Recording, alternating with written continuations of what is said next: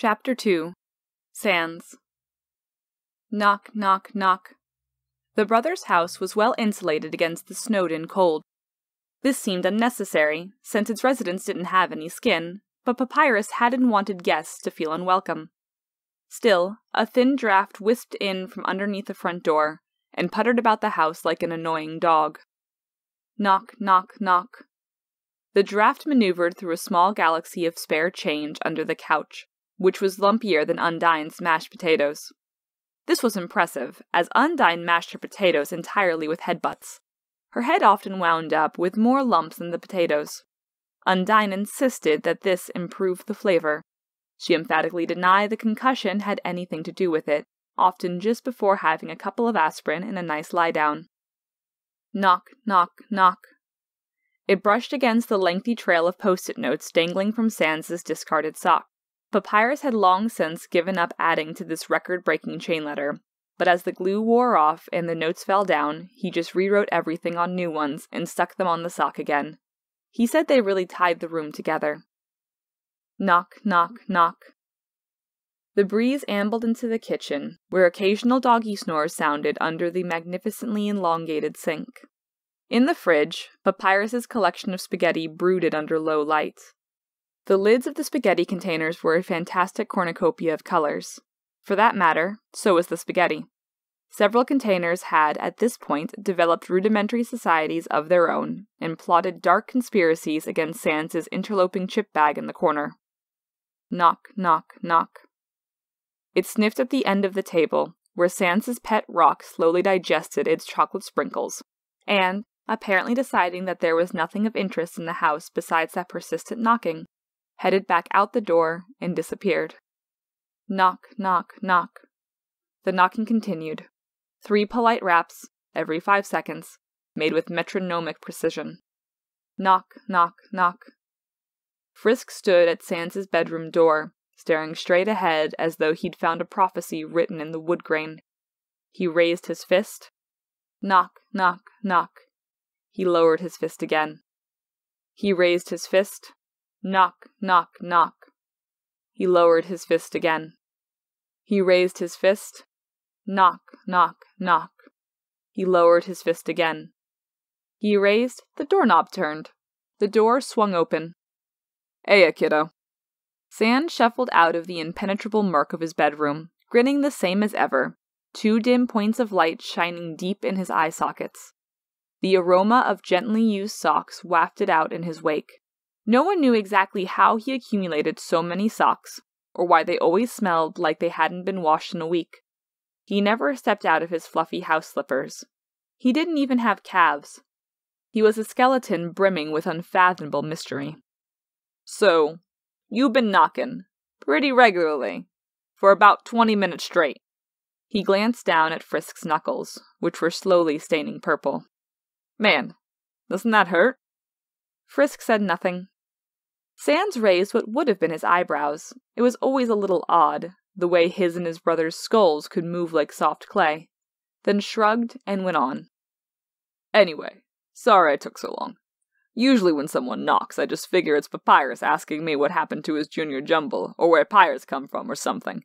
But at this point, he'd have given up by now. Or, said something. Literally anything." He peered out of the room and down the hall.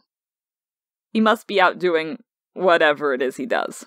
Lucky, 'cause otherwise he'd have heard you and dragged you out of the house to go on friendship adventures." He glanced back at Frisk. "Friendship adventures. His words, not mine. Just gotta state that for the record. I think his action figures were involved."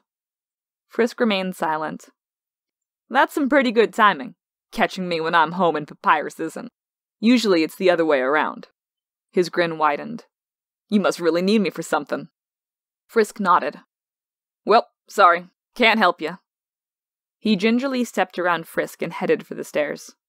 "Got a lot of work to avoid, you know how it is. Keep an eye out for me in Waterfall or something. We'll get brunch." He stopped at the front door and turned back to Frisk, who was watching from the second-floor rail. "And put some ice on that hand, kid. Jeez." He stepped outside and shut the door. Frisk was left alone in the house. The only sound was the tick of an unseen clock. Knock, knock, knock.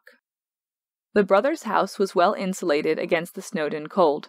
This seemed unnecessary, since its residents didn't have any skin, but Papyrus hadn't wanted guests to feel unwelcome. Still, a thin draft wisped in from underneath the front door and puttered about the house like an annoying dog. Knock, knock, knock. The draft maneuvered through a small galaxy of spare change under the couch, which was lumpier than Undyne's mashed potatoes. This was impressive, as Undyne mashed her potatoes entirely with headbutts. Her head often wound up with more lumps than the potatoes. Undyne insisted that this improved the flavor. She emphatically denied the concussion had anything to do with it, often just before having a couple of aspirin and a nice lie-down. Knock, knock, knock. It brushed against the lengthy trail of post-it notes dangling from Sans' discarded sock. Papyrus had long since given up adding to this record-breaking chain letter, but as the glue wore off, "Hey, kiddo." Sans shuffled out of the impenetrable murk of his bedroom, grinning the same as ever, 2 dim points of light shining deep in his eye sockets. The aroma of gently used socks wafted out in his wake. No one knew exactly how he accumulated so many socks, or why they always smelled like they hadn't been washed in a week. He never stepped out of his fluffy house slippers. He didn't even have calves. He was a skeleton brimming with unfathomable mystery. "So, you've been knocking, pretty regularly, for a while now." He glanced down at Frisk's knuckles, which were covered in sunset-colored bruises. "Man, doesn't that hurt?" Frisk said nothing. "Anyway, sorry I took so long. Usually when someone knocks, I figure it's just Papyrus." His eye sockets crinkled for a moment, and he reached up and tapped his skull. "Heh, wicked déjà vu just then." His pupils swiveled towards Frisk. "And that expression. If I didn't know better, I'd say you heard all this before." Frisk remained silent. "You need my help with something?" Frisk nodded. "I've been keeping an eye socket out for you since we first met. Doing all I can here." He stepped around Frisk and headed for the stairs. "Now, if you'll excuse me, I gotta see a man about a dog. That man is my brother, and that dog is probably his arch-nemesis." He went to the front door, grabbed the handle, paused, and looked over his shoulder. "And kid, don't do that again." He stepped outside and shut the door.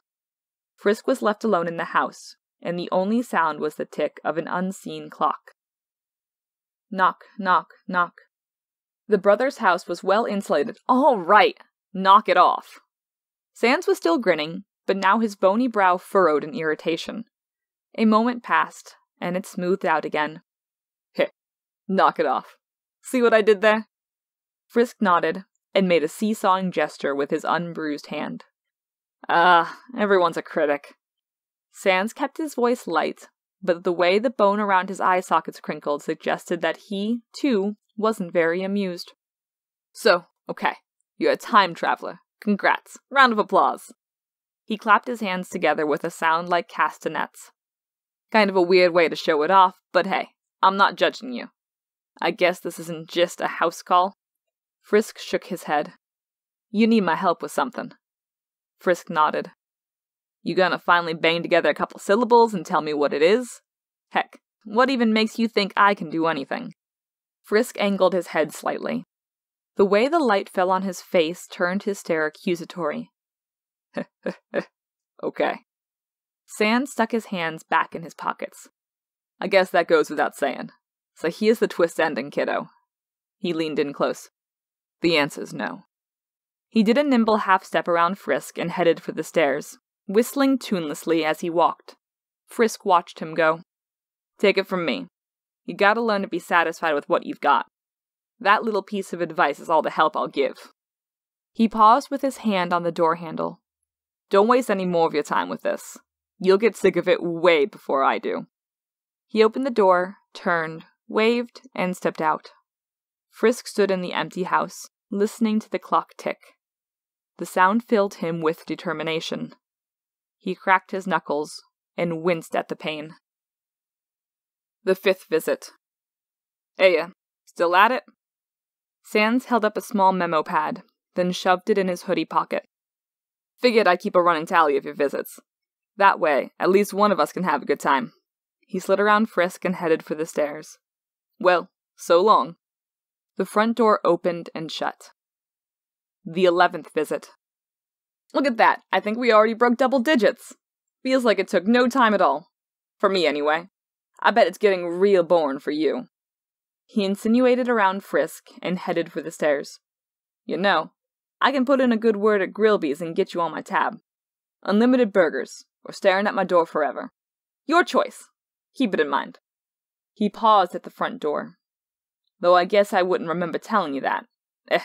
Just let me know I told you. I'm sure I'll believe me. His grin turned slightly rueful. Time travel. Ain't it a delight? He shut the door slightly harder than usual. The 23rd visit. Excuse me, please. Sans stood in his doorway, grinning wide. After a long moment, Frisk stepped aside and let him pass. Thanks. Everything's so much easier when you just ask. Sans ambled down the stairs, hands in his hoodie pockets. Our little tally's gonna fill up the page at this rate. No worries. Plenty of space left in my notebook. Sans pulled the memo pad out one pocket and waggled it in Frisk's direction. Come on, kid. Don't you have anything better to do? The color drained out of Frisk's face. Sans's smile dimmed. Was it something I said? Frisk chewed his lip, stared down at his feet. Guess I, touched a nerve or something. Sans replaced the notebook, opened the front door. Sorry. He left anyway. Frisk stood there for some time, his fists clenched at his sides. His right hand was becoming badly swollen. The 40th visit. Sans's bedroom door swung open. Hey, kiddo, Sans said, opening the front door. Bye, kiddo. Frisk did a double take from one doorway to another, mouth hanging agape. By the time he worked out what had just happened, Sans was already out and away. The 55th visit. Sans stepped out with his cell phone pressed to the side of his head. Hey, bro, got someone wants to speak to you. He tossed the phone to Frisk. Catch. Frisk fumbled it with his left hand, the fingers of his right no longer bent properly, and picked it up just in time to hear a distinctive voice erupt from the receiver. It sounded a bit like a kazoo attempting to yodel. Congratulations, mysterious caller! You have successfully reached the phone of the Great Papyrus, most definite future member of the Royal Guard. Now, identify yourself. Are you a friend or a future friend? You do have a nice conversation, Sans called from downstairs. Or, any kind of conversation. Cheers. Hello? Why aren't you saying anything? The front door shut. Ah, I see. You are so intimidated by my greatness that you need extra time to think of the perfect greeting. A salutation that will pierce my stern exterior and render me your comrade for life. Do your worst. Also, do your best. I believe in you. The 63rd visit. Sans strutted out of his room, whistling through his teeth. A jaunty, jazzy tune that, somehow, didn't sound like the kind of song you'd hear if you were having a good time. He passed Frisk without a word, slid down the banister of his stairs, moonwalked across the living room carpet, and held one final note, arms outstretched, jazzed hands shaking. He froze stiff in that pose. Frisk stared down at him. Sans stuck his hands back in his pockets and left the house. Frisk sighed, turned back to the bedroom, and jumped at the sudden noise. The front door popped open and the gleaming brass end of Sans's trombone popped out. He played 3 warbling notes, a dismal, heart-rending coda, and then shut the door again. The 80th visit. Frisk had switched to his left hand for knocking long ago, and while Sans no longer kept him waiting for nearly as long, in fact, he often popped the door open at the first knock, he still had to tap his knuckles on the wood as gently as possible. The handle turned. The door swung open. Sans's bedroom was empty, but on the floor was a single sheet of lined notebook paper. Frisk bent over and carefully picked it up. In Sans's thick, loopy print was written the words, "Gone fishin'. You know the spot." Frisk stared at the paper for several long seconds before folding it up and sticking it in the back pocket of his shorts. The Snowdon chill bit at his bare legs, and he had to walk half the town's length with his arm over his eyes before his vision adjusted to the light. but the fresh air was a welcome relief from that miasma of socks and sadness. He passed by Grillby's, caught a whiff of food greasy enough to lubricate an engine, and felt his stomach rumble. He hadn't eaten or slept since the first visit. His vision was starting to swim a bit.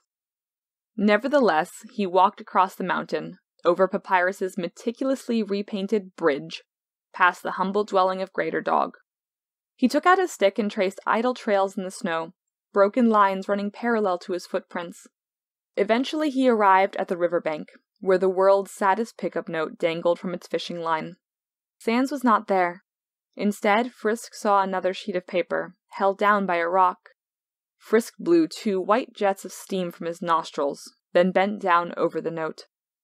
"Hi there, honey," said the rock. "That nice skeleton man said you'd stop by. Here, let me get out of your way." It gently slid off the sheet and continued into the underbrush. "Send my love to my brother in town." Frisk waved goodbye and scooped up the note. It read, "Stopped fishin'. Find me at home." The skin under Frisk's eye twitched.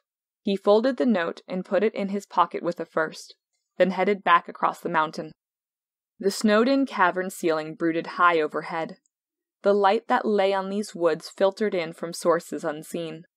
As Frisk crossed the bridge again, he turned and gazed down at the expanse of pines jutting arrow straight from the earth.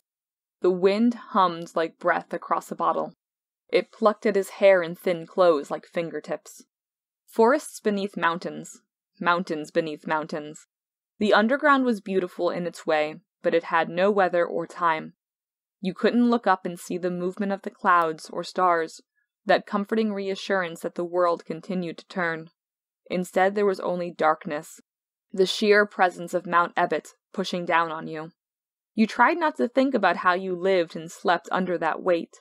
The first time he had left the barrier, he'd looked back at that blank cliff face and thought of Asriel, alone, buried, with what remained of his essence trickling out like sand. And that thought had stayed with him. It wouldn't go away. He re-entered Sans's and Papyrus's house. The place was still quiet as ever. Sans's door was shut again. Frisk climbed the stairs, approached Sans's bedroom, and knocked. The door swung open. On the floor was another note. Frisk picked it up. "Gone fishin' again. Sorry, kid. Maybe you should give up for today, and try. Turn over." Frisk turned the paper over. To Marrow. The rest of the page was taken up by a sketch of Sans's winking face. It was quite well drawn. With great deliberation and infinite patience, Frisk withdrew the other 2 notes, put them on top of the third, and crumpled all the paper into a ball. He walked downstairs, approached the garbage can, raised the ball high over his head, and dunked it.